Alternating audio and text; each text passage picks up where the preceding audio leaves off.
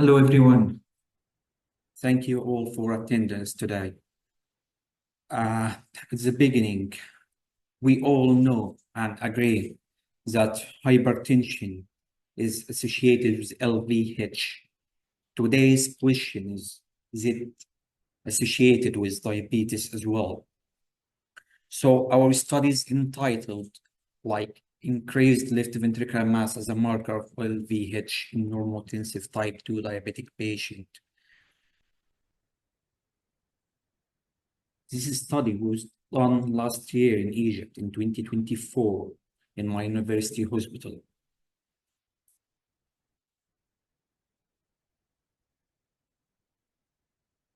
There is association between type 2 diabetes and subsequent LVH, and some studies showed this before.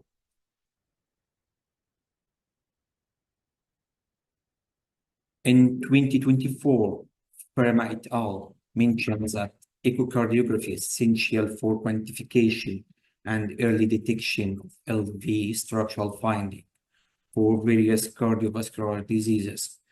So, as it's common, available everywhere, so it's the preferred modality for diagnosing and monitoring LVH, especially if we are analyzing parasternal and long-axis views. And according to American Society of Cardiography and European Association of Cardiovascular Imaging, LVH is defined as increased left ventricular mass index to greater than 95 gram per square meter in women, and increased LVMI to greater than 115 gram per square meter in men. And in 2023, Sakor and Chat mentioned that there is increased LVH prevalence in diabetic patients, and this underscores the potential benefits of early echocardiographic screening for cardiovascular risk assessment.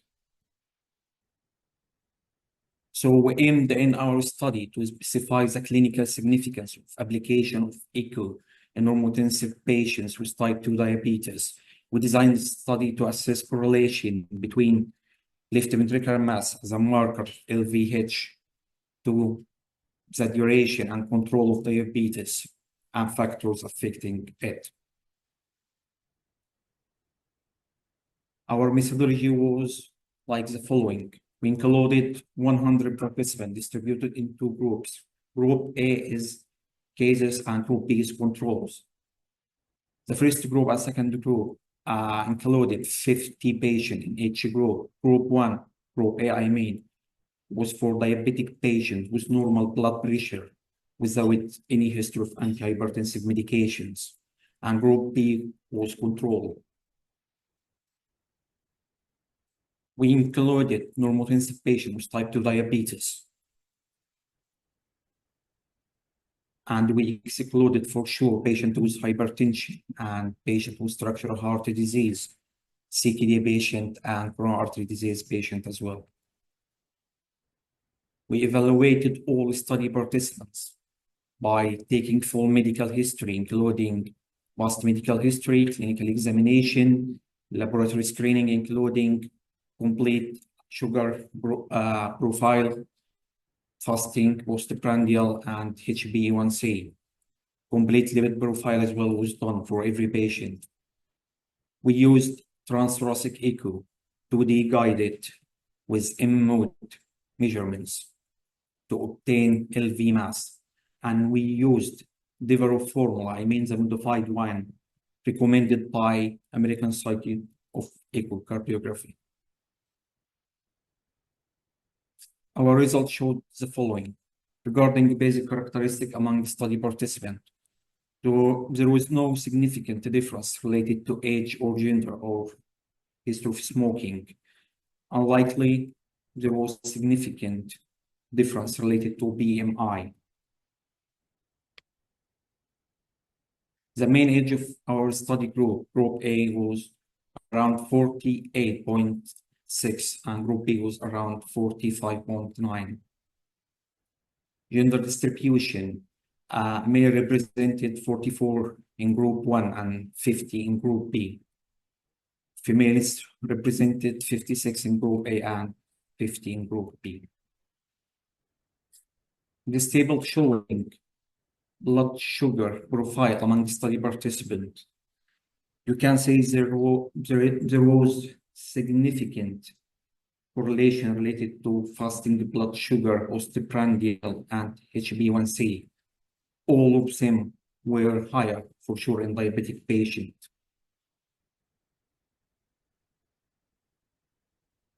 Regarding treatment type and diabetes duration, you can say 74% of our patient was on oral medications, 10% was on insulin therapy, and 16% was on combined therapy.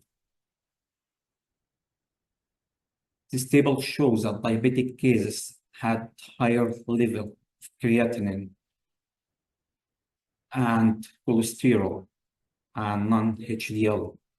On the other side, HDL was significantly lower in cases than control. Regarding echocardiographic characteristic of cases and controls, this table reveals that as compared to controls, diabetic cases had higher values of left ventricular end-diastolic dimensions, posterior wall thickness, and septal wall thickness as well. On the other side, left ventricular end-diastolic dimensions were significantly lower in cases than control. This table reveals that left ventricular mass values were significantly higher in cases than control, and as well as left ventricular mass index values were significantly higher in cases than control, with significant p values for both.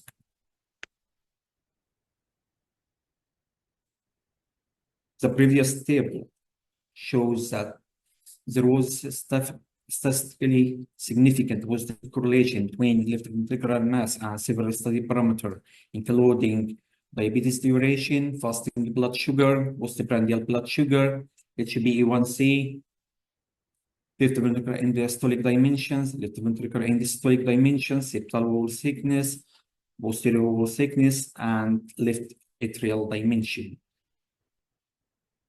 Left ventricular mass index was positively correlated with diabetes duration, fasting blood sugar, postprandial blood sugar, and left ventricular end-diastolic dimensions, and end-systolic dimension as well, and septal wall thickness, posterior wall thickness, and left atrium. You can see in this diagram there is positive correlation between left ventricular mass and full sugar profile. I mean full fasting blood sugar, postprandial, and HbA1c.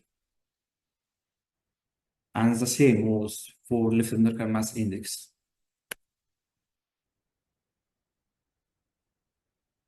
To conclude, our case control study demonstrated the following. Left ventricular mass is significantly higher in type 2 diabetic patients without hypertension and apparent ischemic heart disease as compared to healthy controls. The prevalence of LVH is almost similar in both male and female patients. Left ventricular mass in diabetic patients increases with BMI, so overweight type 2 diabetic patients have more chances of having LVH. Left ventricular mass in diabetic patients increases with the duration of diabetes. So patients with a longer duration of diabetes have more chances of having LVH. Left ventricular mass in diabetic patients also increases with HbA1c level. So a poor glycemic control is also associated with more chances of having LVH. The limitations of our study were that this study was a unicenter study with limited number of patients, LV mass is affected by body surface area, so it was indexed to provide precise assessment of LVH. Different techniques for assessment of left ventricular mass hindered comparison numerical results with previous trials. Inaccuracy of some patient data, especially duration of diabetes, that didn't enable accurate assessment of relation between LV mass and duration of diabetes. Our recommendations. Our study was small, but we can say it was significant, and it has thrown light on the prevalence of increased left ventricular mass in type 2 diabetic patients who are not otherwise suffering from hypertension or ischemic heart disease. So we think that LVM evaluation would be considered as a part of workup in type 2 diabetic patient for the prognostication of morbidity and mortality. A large prospective double-blind study will further reveal the actual prevalence of LVH in such patients. So our study, in that sense, is a sort of eye-opener work. Thank you all for your attention. Thank you.